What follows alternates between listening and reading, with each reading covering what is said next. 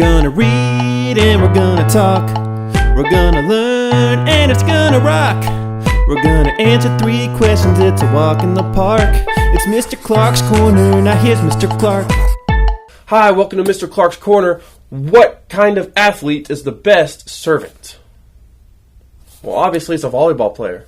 They serve all the time. I really set myself up for that one. I'm having a ball with these jokes. Here, let me just put this to the side, out of the way. If you know volleyball, you probably got those jokes. But today, with no jokes, we're talking about service. And what does it mean to serve? Serving is really a simple thing, but it's hard to do. When we look at Jesus, that's how we can know best how to serve. Everything Jesus did was to serve others. Even the whole reason he came to earth, to die on the cross for our sins, that was to serve us. Serving is when you do something for other people without expecting a reward. Have you ever been to a restaurant, and not like a restaurant that has a drive-thru, but a nice restaurant where you sit down at a table and you order off a menu? You always have someone coming and bringing your food, taking your order, bringing you drinks. But that person isn't a servant because they expect a reward. They get paid by the restaurant a little bit, and then they get paid by your tips that you leave at the end of the meal. So that's not necessarily being a servant. But being a servant is doing things for other people without expecting a reward. And we had a lot of talk about serving in our story this last Sunday when we talked about Naaman and Elisha. But really, Elisha isn't the main character of this story. This time, Naaman is. I mean, think about the story of Frozen. Anna and Elsa, right? Everybody knows they're the main characters. But everybody's favorite is Olaf, the snowman. Well, at least he's my favorite. But that's how this story is. Elisha's everybody's favorite, but Naaman is the main character. And there's a lot of serving going on in the story. And what was special about Naaman? Yeah, Naaman was the commander of the armies of Syria. He was the second most powerful man in the world. And the only one he had to serve was the king of Syria. So Naaman didn't have to really serve anybody, but we see him turning around and serving in 2 Kings chapter 5. Naaman was sick. What was wrong with Naaman? Do you remember? Yeah, he had a skin disease called leprosy. Now, leprosy could have been lots of things. It could have been something so bad that it could have killed someone, but it was a skin disease. And anytime someone got any sort of a rash on their skin, they became nervous because they didn't want leprosy.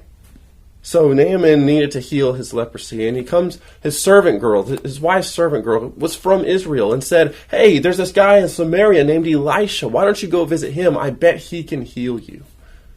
And so Naaman packs his stuff up and he goes to see Elisha. But does Elisha come out and meet him? No, he doesn't. He sends someone else instead. And Elisha's servant tells Naaman, go and wash in the Jordan River 7 times and you will be healed. How did Naaman respond to this? Well, we're going to read about it in 2 Kings chapter 5, verses 11 and 12. Naaman went away angry. He said, I was sure he would come out to meet me. I thought he would stand there and pray to the Lord his God. I thought he would wave his hand over my skin, then I would be healed. And what about the Abana and Pharpar rivers of Damascus? Aren't they better than any of the rivers here in Israel? Couldn't I wash in them and be made pure and clean? So he turned away, and he was burning with anger. Naaman's first response wasn't to be a servant. It was angry. He didn't want to wash in the dirty Jordan River. There were cleaner rivers where he was from. But whenever he made himself a servant, whenever he listened to the instructions of Elisha and served God, he went and dipped himself in the Jordan River 7 times, the number of completion, remember? And he washed off his leprosy. He was clean. He was healed. And from that day on, Naaman, this great man, this great, important, powerful person, became a servant to God. It's important to serve. Serve God and serve others. And that's one of the most important parts of believing in Jesus. Jesus served, and we should be like Jesus. So we should serve others, and we should serve God. So that brings us to today's 3 questions. Question number 1, how have you served others? Question number 2, how have you served God? Question number 3, what else can you do to serve others and serve God? Well, that's going to do it. I'm Mr. Clark. This is my corner.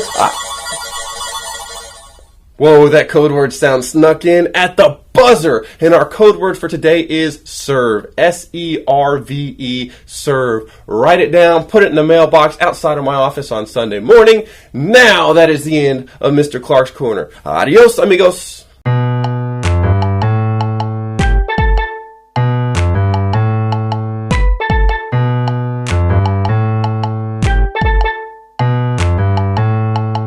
Okay, we read, alright, we talked.